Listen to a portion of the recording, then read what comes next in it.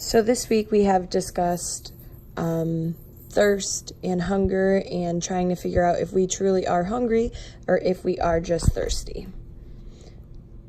So while doing the water test, I found that I was, my beginning hunger was a 5. I just had come home from work. I had eaten probably like 5 to 6 hours before that, so I was pretty hungry. And then after drinking the glasses of water, I found I was at around a 7. I hadn't eaten in quite a while, so I was pretty hungry still, but I wasn't starving. So I think this proves a pretty good point that we should definitely hydrate ourselves before we eat, because we may not necessarily be as hungry as we think we are. After chugging 2 big glasses of water, I did find that I felt a little bit full, like bloated, and then I felt like a little bit of sloshiness in my stomach. But it was also filling, but I didn't feel completely full as if I ate a big full meal or anything like that. But I definitely did feel a little bit hydrated.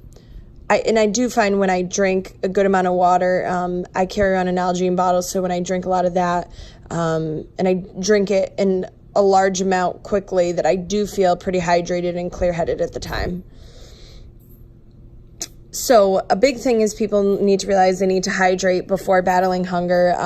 Most people, when they have that hunger feeling, they immediately go for food, but really what they should be doing first is thinking, are they hungry or are they actually thirsty? Often thirst is masked as hunger because we just have that empty, gurgling, groaning feeling in our stomach, but it could be many other things. Also, people need to realize, okay, I don't really like water. That's fine. A lot of people don't. So what you can do instead is pick other good options to drink.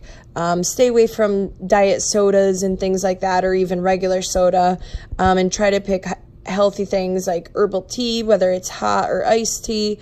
Even milk will provide some sort of nutrients, or some natural juice or something like that. Most water needed per day, males need around 15.5 cups, while females need around 11.5. That's really just to reach prime hydration and everything like that, so their body can be functioning properly. So signs that you may be thirsty and not hungry: 37% of people confuse hunger and thirst, and it actually has a really bad effect on the kidneys. Signs of dehydration, and really to reach for water instead of food first, is having a headache, nausea, dizziness, increased heart rate. You may have dry skin.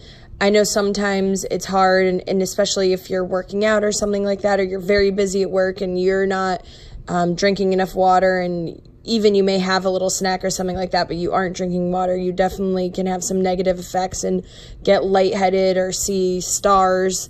And so that's definitely something that you want to pick up the water before eating a small meal or snack. So why you may not recognize you're full. Me personally, sometimes it's social situations. So, you may have a buffet in front of you, or a certain portion is put in front of you, and so you're like, okay, this is how much I'm going to eat. But really, you need to think inside yourself and really stop yourself when you are actually full. I have found a big thing that may be easier for me for portion control is right when I get my food, I get a takeout box and I pack half to go. I mean, you can always take it out if you are a little bit hungry, but it's a good way to really practice portion control, especially while out in social situations. Another reason people don't recognize they're full is they don't have the ability to pack leftovers or bring stuff home, so they don't want to waste it. They were like, oh, I don't have a fridge if they're staying in a hotel or something, so they will just gorge themselves and eat it because they would rather do that than throw it in the garbage. A lot of people also don't realize, but when they have a cheat meal, they want to overindulge because, okay, I've been eating really well, I want to enjoy myself and enjoy what I have, and when they do that, they may overeat, which really is counterproductive towards the health goals they're trying to reach. But sometimes we do happen to overindulge because we want to enjoy this maybe not so healthy meal. Another reason we may not recognize we're full is because we're masking our feelings. So you may be upset or anything like that, and you may just be eating to make yourself feel better, whether it's sweets, desserts, or something really greasy or something like that. So a thing that I recognize at the end is fullness and satiety messages. So I think a lot of the attention that we've been putting on in this class is we talk about overeating. But then after reading this article, I found that there's also an issue with under-eating sometimes and fullness. I read an article by Dr. Anita Johnston, and she discussed how lobsters, their predator is an eel. So what they have to do is they have one eye looking one way while they are eating, and to make sure that the predator is not going to get them, and the other eye is trying to find food and eat, things like that. So her message was basically that we need to stop looking around and caring what other people are thinking or doing and really focus on ourselves. So as I said, I think we all focus on overeating, but I think we've all been in positions where we honestly undereat sometimes.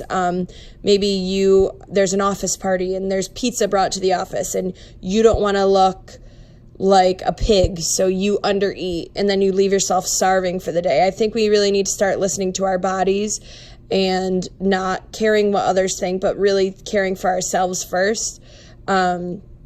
And really just eating until you feel full. Other opinions don't matter. It's really about your health and how you're going to function the rest of the workday. If you undereat, you may find that you're getting those same feelings that you would if you were dehydrated, and that's the last thing you want to do. And then also, the strength that you can form while learning mindful eating and practices like this, and figuring out if you're thirsty or hungry, these are all things that really habits that you can form, and you can carry them into other aspects of your life and for control and things like that. Thank you.